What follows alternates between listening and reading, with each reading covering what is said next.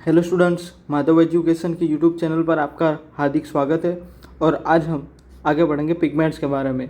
यानी कि जो कल हमने टॉपिक कवर किया था यहाँ तक कि भाई जो लाइट इंटेंसिटी ज़्यादा होगी तब क्लोरोप्लास्ट अरेंज कैसे होगा, जब लो इंटेंसिटी होगी लाइट की तब क्लोरोप्लास्ट कैसे अरेंज होगा, और जब मॉडरेट लाइट इंटेंसिटी होगी तब क्लोरोप्लास्ट कैसे अरेंज होगा। याद रहा हो तो कमेंट करिएगा।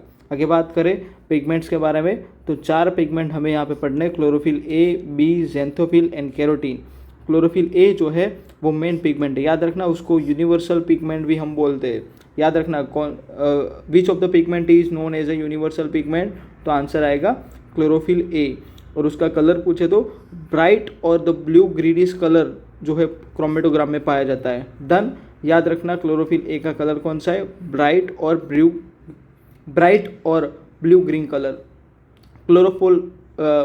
क्लोरोफिल बी के बारे में बात करें तो क्लोरोफिल बी जो है येलो ग्रीन कलर में पाया जाता है। ज़ैंथोफिल में बात करें तो येलो कलर आएगा। और कैरोटीन जो है हमारे एनसीईआरटी में कैरोटिनॉइड लिखा है।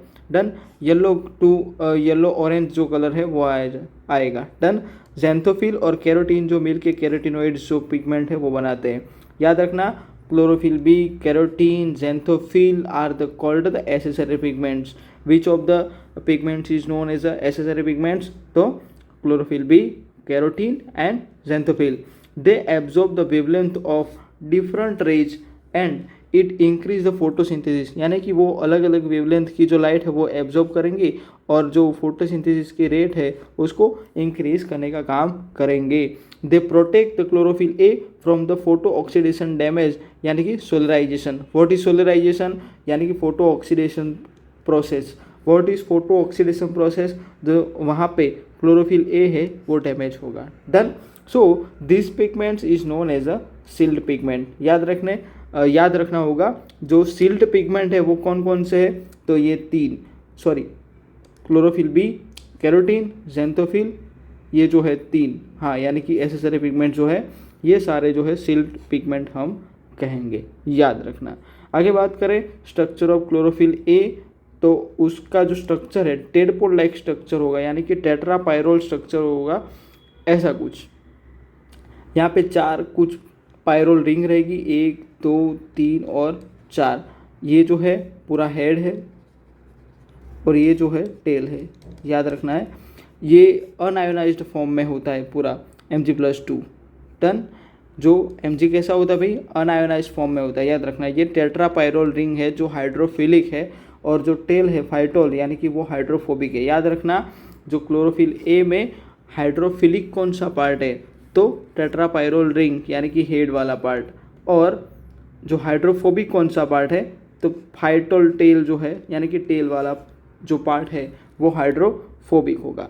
आगे बात करें क्लोरोप्लास्ट के बारे में तो क्लोरोप्लास्ट का जो स्ट्रक्चर है वो तो हमने पूरा पढ़ ही लिया है। ये जो है पूरा क्लोरोप्लास्ट है, उसमें ये जो सिक्के के माफक जो थप्पी है मतलब उसको हम बोलेंगे ग्राना, और उसमें से एक थिक्का यानी कि जो सिक्का है यानी कि एक जो सिंगुलर है उसको हम बोलेंगे ग्रेनम यानी कि थाइलेकोइड। याद रखना ये एक ग्राना है, ये दूसरा, ये तीसरा, ये चौथा, ये पूरा जो स्ट्रक्चर है इसको हम ग्राना बोलेंगे, और सिंगल को बोलेंगे ग्रेनम यानी कि थाइलेकोइड। और थाइलेकोइड में यहाँ पे देखो जो PS2 है वो एक थाइलेकोइड और दूसरे थाइलेकोइड के बीच में प्रेजेंट होता है, यानी कि PS2 present at apprised part of thylakoid. याद रखना PS2 कहाँ पे प्रेजेंट होता है, अप्रेस्ड पार्ट ऑफ थाइलेकोइड में प्रेजेंट होता है। यानी कि जो क्रीम ओरियो बिस्किट की हम बात करें तो ऊपर एक बिस्किट, नीचे एक बिस्किट और बीच में जो क्रीम होती है वहाँ पे प्रेजेंट होगा हमारा PS2। समझ में आया। डन। और जो स्ट्रोमा लोमेली है वहाँ पे फोटोसिस्टम 1 यानी कि PS1 प्रेजेंट हो सकता है। डन। यानी कि PS1 दो जगह पे प्रेजेंट है, एक तो थाइलेकोइड में आउटर सरफेस पे और दूसरा है स्ट्रोमा लेमेली में। डन। याद रखना। और ये जो स्ट्रोमा है यानी कि जो लिक्विड पोर्शन है वहाँ पे डार्क रिएक्शन होगा। ये PS1 PS2 जो है वो लाइट रिएक्शन में इन्वॉल्व होंगे। आगे बात करें यहाँ पे तो ये एक थाइलेकोइड का स्ट्रक्चर है, ये पूरा रिंग लाइक स्ट्रक्चर है। डन।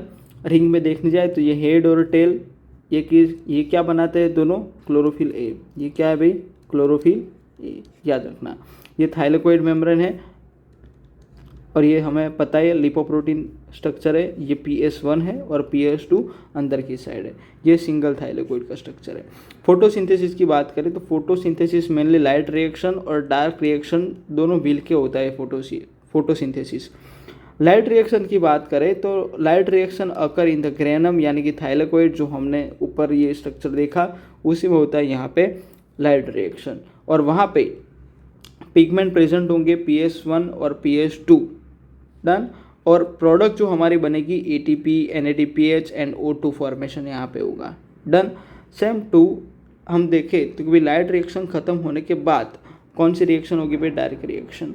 डार्क रिएक्शन होगी कहाँ पे, तो स्ट्रोमा में, स्ट्रोमा ऑफ द क्लोरोप्लास्ट। मैंने अभी यहाँ पे बताया कि भी जो PS1 PS2 थाइलेकोइड में होता है वहाँ पे लाइट रिएक्शन होगी, और जो डार्क रिएक्शन है वो कहाँ पे होगी, स्ट्रोमा में। Done.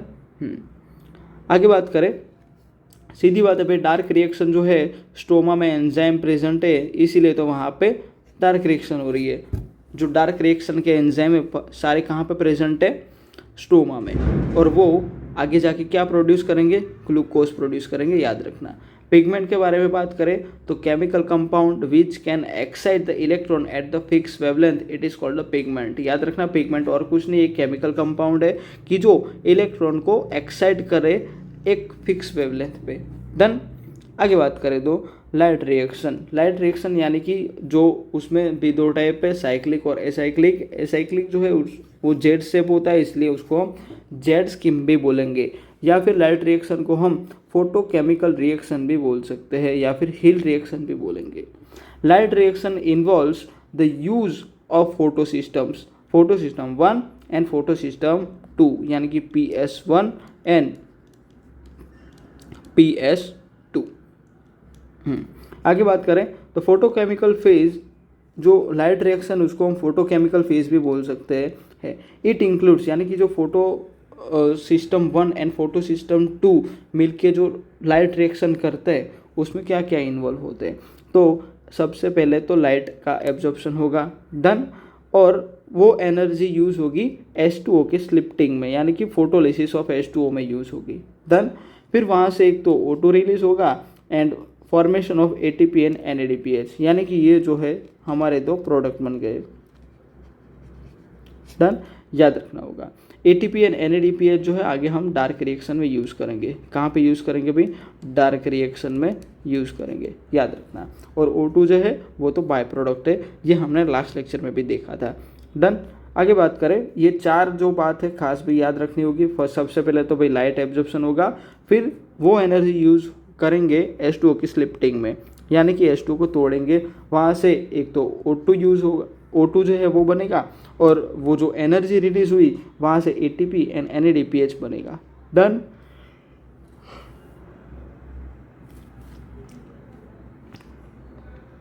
Two photosystems are present and named on the basis of the discovery, not on the functions। याद रखना भाई, जो फोटो सिस्टम है वो सबसे पहले PS1 जो है वो खोजा गया था, इसीलिए उसको PS1 जो है नाम दिया गया है, और बाद में फोटो सिस्टम 2 जो है वो डिस्कवर किया गया है, इसीलिए उसको फोटो सिस्टम 2 कहा जाता है। फोटो सिस्टम कंटेंट्स, सबसे पहले तो रिएक्शन सेंटर होता है, जहाँ पे तो हमारा यूनिवर्सल पिगमेंट यानी कि main pigment chlorophyll A present होता है। फिर आएगा लाइट हार्वेस्टिंग कॉम्प्लेक्स यानी कि LHC। जो LHC है लाइट हार्वेस्टिंग कॉम्प्लेक्स, उसको हम एंटीना भी बोल सकते हैं। और जो लाइट हार्वेस्टिंग कॉम्प्लेक्स यानी कि एंटीना है, it contain the hundreds of the pigment except the chlorophyll A.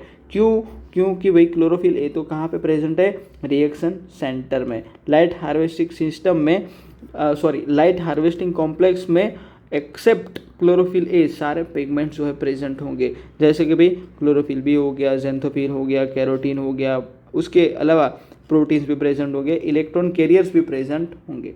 This pigments help to make photosynthesis more efficient by absorbing the different wavelength of light. यानी कि ये जो पिगमेंट है वो photosynthesis में जो अलग अलग वेवलेंथ वाली लाइट है वो एब्जॉर्ब करके वो एनर्जी जो है फोटोसिंथेसिस में लगाएंगे। आगे बात करें यहाँ पे PS1 और PS2 जो है उसके बारे में थोड़ी बहुत मैं आपको इन्फॉर्मेशन दे देता हूँ।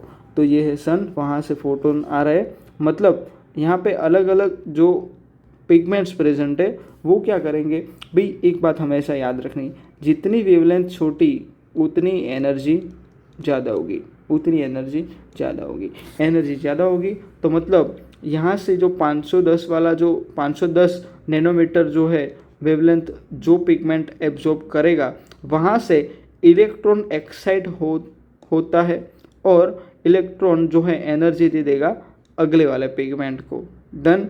और वैसे एनर्जी आगे ट्रांसफ़र होती जाएगी, होती जाएगी, होती जाएगी, और लास्ट में वो एनर्जी मिलेगी किसको भी, क्लोरोफिल ए जो हमारा मेन पिगमेंट है उसको। जो अगर क्लोरोफिल जो है PS1 है बराबर रिएक्शन सेंटर में, तो मतलब कि वो 700 नैनोमीटर या फिर उससे कम वाली जो वेवलेंथ है उसको एब्जॉर्ब करेगा और इलेक्ट्रॉन एक्साइट होके वो एनर्जी कहाँ पे चली जाएगी, वो इलेक्ट्रॉन चले जाएगा पूरा प्राइमरी एक्सेप्टर के पास, डन। आगे बात करें सेम टू सेम PS2 में, तो वहाँ पे भी सेम टू सेम आगे जो इलेक्ट्रॉन है वो ट्रांसफ़र होता जाएगा, होता जाएगा, होता जाएगा, और फाइनली एनर्जी मिलेगी किसको भाई, एनर्जी फाइनल मिलेगी तो हमारे मेन पिगमेंट यानी कि यूनिवर्सल पिगमेंट क्लोरोफिल ए को। लेकिन यहाँ पे जो क्लोरोफिल ए जो है PS2 में है, यानी कि P680, यानी कि 680 से नीचे वाली जो वेवलेंथ है सिर्फ उसी को एब्जॉर्ब कर पाएगा। जैसे इसको एब्जॉर्ब किया तो इलेक्ट्रॉन यहाँ पे भी एक्साइट हो गया और वो चला गया प्राइमरी इलेक्ट्रॉन एक्सेप्टर के पास। समझ में आया, डन। तो हम नेक्स्ट देखते हैं, नेक्स्ट क्या है, हाँ ये अभी मैंने समझाया सिर्फ वही है, ये फोटोन आए,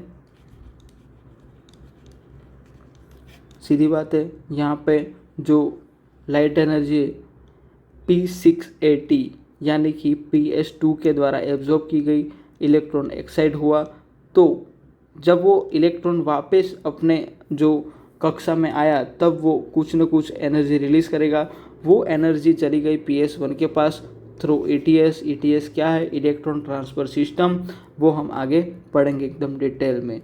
PS1 यानी कि P700 उसके पास भी इलेक्ट्रॉन एक्साइट हुआ और वो जब अपने नॉर्मल स्टेट में आया तब भी जो एनर्जी है वो रिलीज़ होगी और वो एनर्जी चली जाएगी भाई क्लोरोफिल ए यानी कि प्राइमरी, उससे फिर चली जाएगी प्राइमरी एक्सेप्टर के पास। आगे बात करें फोटोफॉस्फोराइलेशन, क्या नाम है, photophosphorylation. It means the ATP synthesis in the presence of light occurring chloroplast. याद रखना कभी फोटोफॉस्फोराइलेशन कहाँ पे होगा, तो कहाँ पे होगा भाई, क्लोरोप्लास्ट में। कहाँ पे होगा, क्लोरोप्लास्ट में, याद रखना। 2 टाइप्स ऑफ फोटोफॉस्फोराइलेशन यानी कि जो लाइट रिएक्शन है वो मैंने अभी आगे भी बताया था आपको कि 2 टाइप की होगी, एक साइक्लिक फोटोफॉस्फोराइलेशन और दूसरी नॉन साइक्लिक फोटोफॉस्फोराइलेशन। यहाँ पे बात करें सबसे पहले नॉन साइक्लिक फोटोफॉस्फोराइलेशन। ये सीधी बात है भाई, नाम में ही रखा है कि भाई नॉन साइक्लिक, यानी कि यहाँ पे इलेक्ट्रॉन का जो फ्लो होगा वो नॉन साइक्लिक होगा। इलेक्ट्रॉन का फ्लो कैसा होगा भाई, नॉन साइक्लिक होगा। It occurs in the granum यानी कि थाइलेकोइड। ये जो पूरी रिएक्शन है नॉन साइक्लिक फोटोफॉस्फोराइलेशन वो होगी कहाँ पे, ग्रेनम में यानी कि थाइलेकोइड में। सीधी बात है, तो यहाँ पे ATP और NADPH बनेंगे तो उसके लिए जो एंजाइम जो चाहिए वो यहाँ पे प्रेजेंट होंगे, ATP सिंथेटेज और NADP रिडक्टेज। याद रखना, थाइलेकोइड यानी कि ग्रेनम में ATP सिंथेटेज और NADP रिडक्टेज जो एंजाइम है वो प्रेजेंट होंगे। और सीधी बात है नॉन साइक्लिक है तो PS1 and PS2 both are involve in, यानी कि देखो यहाँ पे PS2 भी है और PS1 भी है। आगे बात करें ETS यानी कि इलेक्ट्रॉन ट्रांसफर चेन जो है वो electron flow through the different electron carrier, यानी कि PS2 से PS1 के पास इलेक्ट्रॉन ले कौन जाता है, तो ETS यानी कि electron transfer system. ETS arranged in the increase redox potential. आगे देखते हैं क्या है मतलब। पहले तो ये थोड़े बहुत फुल फॉर्म आप याद कर लो। PQ यानी कि प्लास्टोक्विनोन, फिर PC यानी कि प्लास्टोसायोनिन, FD यानी कि फेरोडॉक्सिन, FeS यानी कि iron sulphur complex, PAR photosynthetic active range, done, photosynthesis active range. फिर से एक बार repeat it, PQ plastoquinone, PC plastocyanin, FD ferredoxin, FeS iron sulphur complex, PAR photosynthetic active range.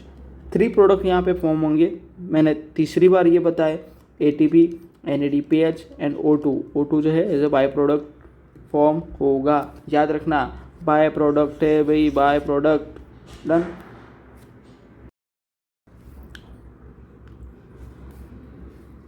Non cyclic जो फोटोफॉस्फोराइलेशन है उसमें आगे बात करें तो ये जो है सन है, सन में से ये फोटोन्स आएंगे, यानी कि फोटो सिंथेटिक एक्टिव रेंज वाली जो लाइट है वो सबसे पहले PS2 जो है उसके पास सारी इकट्ठा होके आएगी, डन। तो वो एनर्जी जो लाइट एनर्जी आई है यहाँ से उसका यूज़ करके सबसे पहले तो 2H2O में से ऑक्सीजन इवॉल्विंग कॉम्प्लेक्स में क्या बनेगा, 4H plus plus O2 plus 4 electron. याद रखना क्या क्या बनेगा भाई, 2H2O में से ऑक्सीजन इवॉल्विंग कॉम्प्लेक्स में से ये तो पहले सबसे पहले तो 4H प्लस बनेगा, फिर O2 बनेगा और 4 इलेक्ट्रॉन, डन। ये इलेक्ट्रॉन चले जाएंगे भाई इसके पास, तो फिर इसको ये जो इलेक्ट्रॉन है प्राइमरी एक्सेप्टर के पास चले जाएंगे और वहाँ से फिर चालू होगा ETS यानी कि इलेक्ट्रॉन ट्रांसपोर्ट सिस्टम।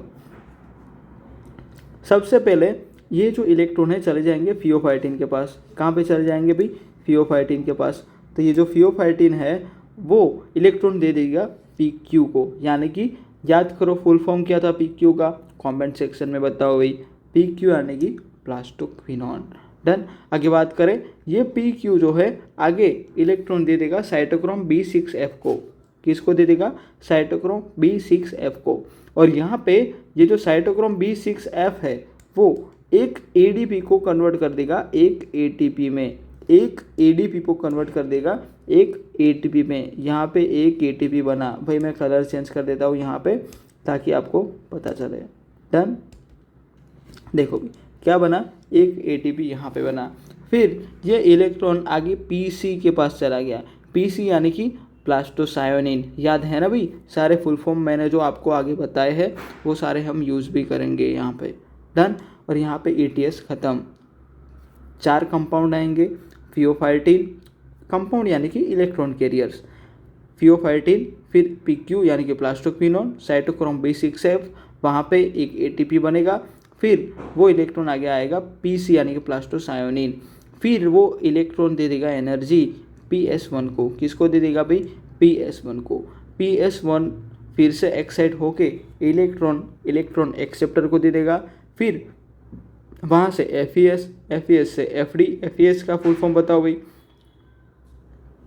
चलो मैं कह देता हूँ, आयन सल्फर कॉम्प्लेक्स। क्या नाम है, आयन सल्फर कॉम्प्लेक्स। फिर वो आगे जाके FD यानी कि फेराडॉक्सिन को इलेक्ट्रॉन दे देगा। FD आगे जाके FNR का फुल फॉर्म बताओ भाई, चलो कमेंट सेक्शन में बताओ। ना पता हो तो वीडियो फिर से रिवाइज करके FNR का फुल फॉर्म क्या है देखो और बताओ भाई। जैसे जैसे लिखते जाओगे वैसे वैसे आपका कॉन्सेप्ट क्लियर होता जाएगा। FNR जो है वो NADP को NADPH में कन्वर्ट करेगा। किस में कन्वर्ट करेगा, NADPH में, डन। याद रखना। तो ये नॉन साइक्लिक फोटोफॉस्फोराइलेशन पूरी ख़त्म हो गई। फिर से एक बार मैं पूरी रिवाइज करवा देता हूँ फटाफट से, 1 या फिर ज़्यादा से ज़्यादा 2 मिनट में, डन। चलो ध्यान दें यहाँ पे।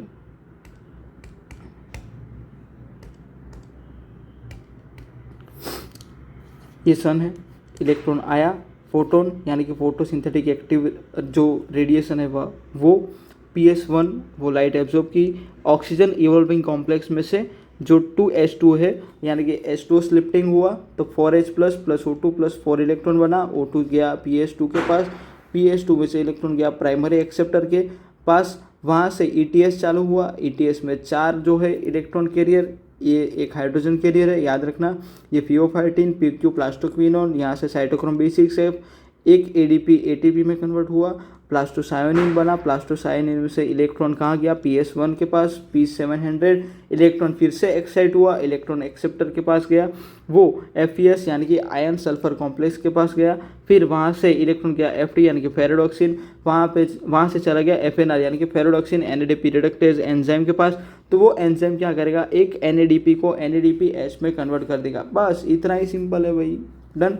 ये पूरा फोटो सिस्टम 2 है और ये फोटो सिस्टम 1 है, याद रखना पूरा। ये फोटो सिस्टम 1, फोटो सिस्टम 2, ये ऊपर की तरफ इलेक्ट्रॉन जा रहा है मतलब अप हिल कहलाएगा, और ये डाउन हिल कहलाएगा क्योंकि इलेक्ट्रॉन नीचे की तरफ आ रहा है, फिर से अप हिल तरफ जाएगा यानी कि इलेक्ट्रॉन ऊपर की तरफ जा रहा है।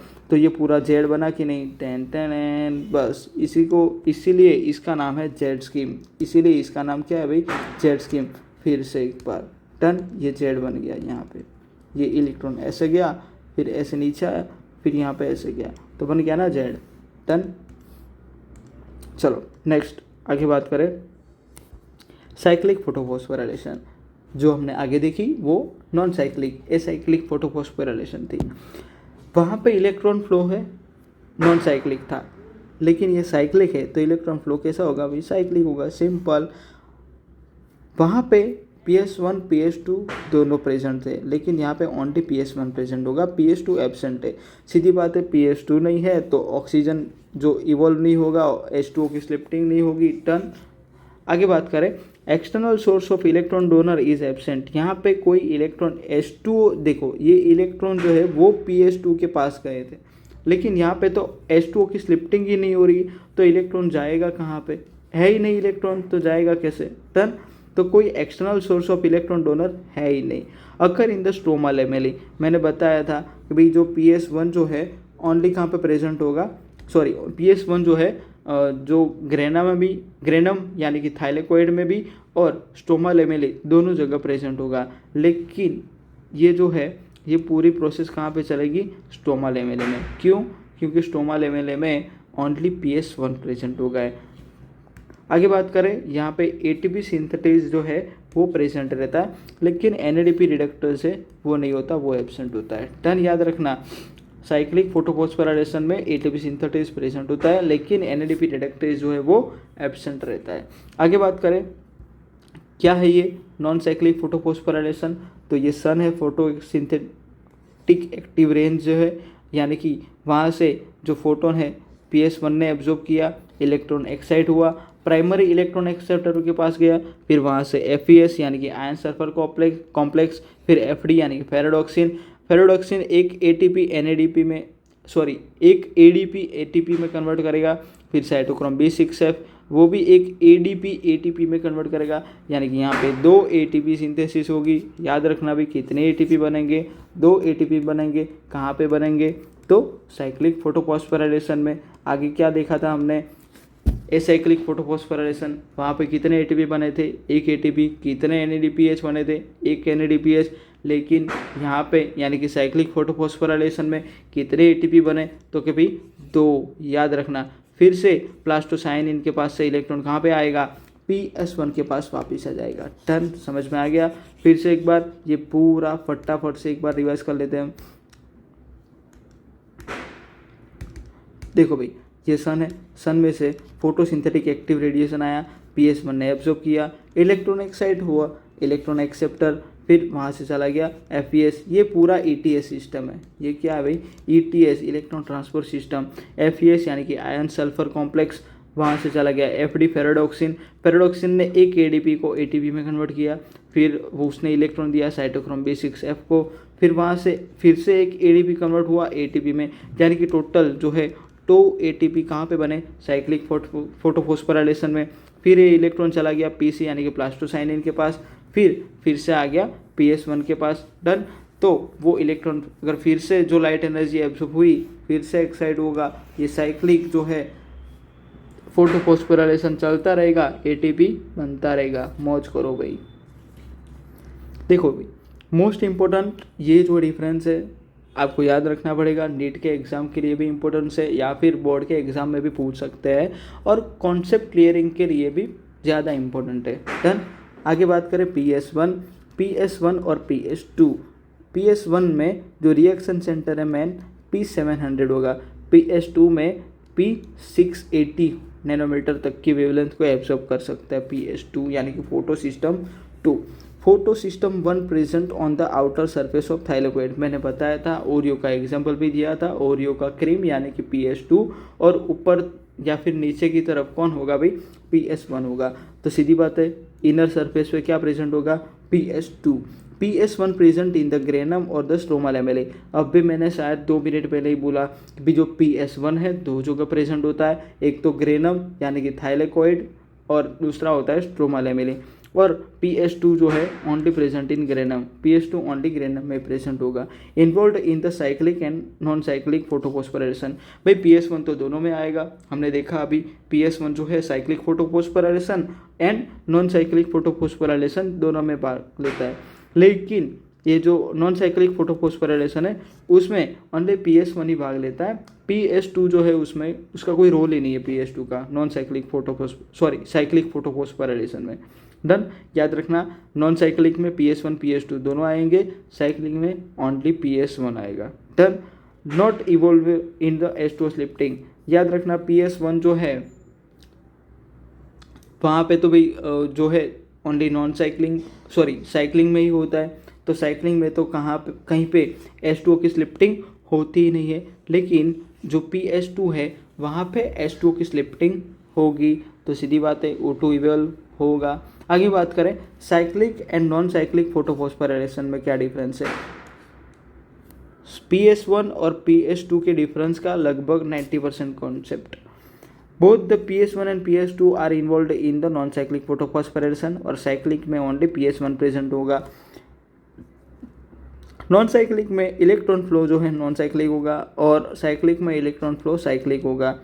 नॉन साइक्लिक में ATP synthetase and NADP reductase दोनों एंजाइम प्रेजेंट होते हैं, इसीलिए ATP और NADP दोनों NADPH दोनों बनेंगे, और साइक्लिक फोटोफॉस्फोराइलेशन में ओनली ATP ही बनेगा। याद रखना भाई साइक्लिक फोटोफॉस्फोराइलेशन में ओनली ATP ही बनेगा।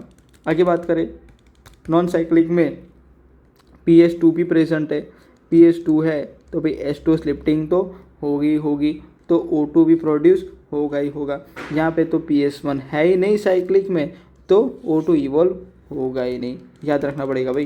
डन, आगे बात करें ETS इन माइटोकॉन्ड्रिया तो इनर मेम्ब्रेन में होगी, और क्लोरोप्लास्ट में थाइलेकोइड में होगी। याद रखना ETS जो माइटोकॉन्ड्रिया में कहाँ पे होगी, इनर मेम्ब्रेन में होगी, लेकिन क्लोरोप्लास्ट में कहाँ पे होगी, थाइलेकोइड में होगी।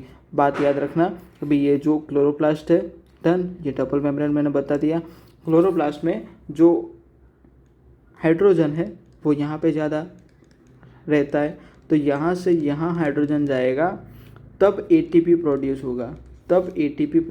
होगा। लेकिन बात करें हम माइटोकॉन्ड्रिया की, तो माइटोकॉन्ड्रिया में ये अगर क्रिस्टी है, ये क्या है भाई, क्रिस्टी, ये इंटर मेम्ब्रेन स्पेस है, ये क्या है, इंटर मेम्ब्रेन स्पेस। तो जैसे जैसे H+ यहाँ से अंदर की तरफ चले जाएगा भाई, स्ट्रोमा की तरफ जाएगा, तब यहाँ पे एक ATP ऐसे प्रोड्यूस होते रहेंगे। समझ में आ रहा है, यानी कि H+ जो है इंटर मेम्ब्रेन स्पेस में से ये स्ट्रोमा में जाना चाहिए, तब जाके ATP प्रोड्यूस होगा। चलो नेक्स्ट बात करें, है क्या भाई, 2 मिनट अभी ये रफ कर लेता हूँ। चलो next, quantum requirement for the non cyclic photophosphorylation. Quantum यानी कि पैकेट ऑफ लाइट, यानी कि photon require to form 1 molecule of O2, यानी कि 1 मॉलिक्यूल ऑफ O2 प्रोड्यूस करने के लिए कितने फोटोन चाहिए। डन, तो PS1 है उसको 4 फोटोन चाहिए, और PS2 को भी 4, यानी ये PS1 को 4, और यार पहले PS2 आएगा नॉन साइक्लिक में, फिर PS1 आएगा, फोटो सिस्टम 1 और फोटो सिस्टम 2। तो सबसे पहले तो PS2 को 4 फोटोन चाहिए और PS1 को भी 4 फोटोन चाहिए, तो टोटल कितने हो गए भी, 8 फोटोन। कितने हो गए, 8 फोटोन। तो ATP synthesis occur by the 3 methods. कौन कौन सी मेथड है, सबसे पहले तो देखो भाई डायरेक्ट मेथड, यानी कि substrate level photophosphorylation. Direct method यानी कि सबस्ट्रेट लेवल फोटोफॉस्फोराइलेशन, यानी कि सबस्ट्रेट में से कोई एक फॉस्फोरस जो है वो दूर हो रहा है और एक एटीपी बन रहा है। डन। दूसरा है फोटोफॉस्फोराइलेशन, यानी कि फोटोसिंथेसिस में क्लोरोप्लास्ट में जब जो एटीपी बनेगा कीमोऑस्मोटिक सिंथेसिस में, वो जो है कीमोऑस्मोटिक प्रिंसिपल में वो जो है फोटोफॉस्फोराइलेशन के द्वारा जो एटीपी बनेगा वो। और तीसरा जो है oxidative phosphorylation in the mitochondria, जी हम नेक्स्ट चैप्टर में पढ़ेंगे। डन। यहाँ तक अगर कोई डाउट हो तो कमेंट सेक्शन में बता देना। मिलते हैं चलो भाई नेक्स्ट वीडियो में।